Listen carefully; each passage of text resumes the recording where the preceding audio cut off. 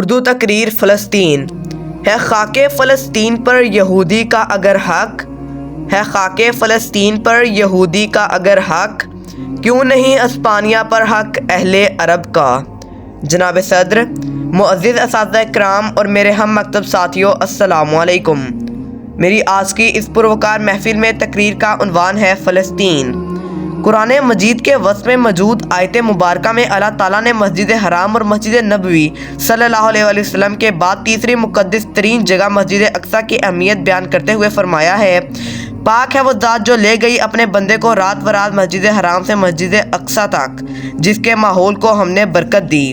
جناب صدر، یہ مقام اس سرزمین پر موجود ہے جہاں پر حضرت لوط علیہ السلام نے ہجرت کی، جس سرزمین پر یعقوب علیہ السلام کا مسکن تھا، وہ سرزمین جس کی طرف حضرت موسیٰ علیہ السلام تشریف لے گئے، وہ سرزمین جہاں کلیم اللہ کو تورات، داؤد علیہ السلام کو زبور اور روح اللہ کو انجیل عطا ہوئی، اور سب سے بڑی بات یہ کہ وہ سرزمین جہاں پر موجود مسجد اقصیٰ میں معراج کے موقع پہ تمام انبیاء علیہ السلام کی امامت حضرت محمد صلی اللہ علیہ وسلم نے کی۔ حاضرین کرام، جب ہم مسلمانوں کی تاریخ کے اوراق پلٹتے ہیں تو معلوم ہوتا ہے کہ یہ جگہ تاریخ اسلام کا گڑھ ہوا کرتی تھی، مگر اسلام کے دشمنوں نے ایک گھٹیا سازش کے تحت آج اس مقدس سرزمین کے باشندوں کو بے دخل کر کے قابض افواج کے کنٹرول میں کر دیا ہے۔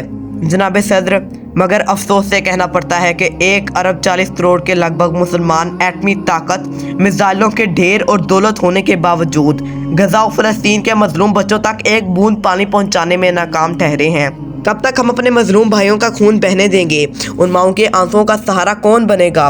وہ فلسطینی جو محمود غزنوی کی راہ دیکھتے ہیں، آخر ہم میں سے ہی کسی کو محمود غزنوی بن کر ان کو بچانا ہوگا۔ شاعر نے بھی کیا خوب کہا ہے، ایک بار اور بھی بطحا سے فلسطین میں آ، ایک بار اور بھی بطحا سے فلسطین میں آ، راستہ دیکھتی ہے مسجد اقصیٰ تیرا۔ شکریہ۔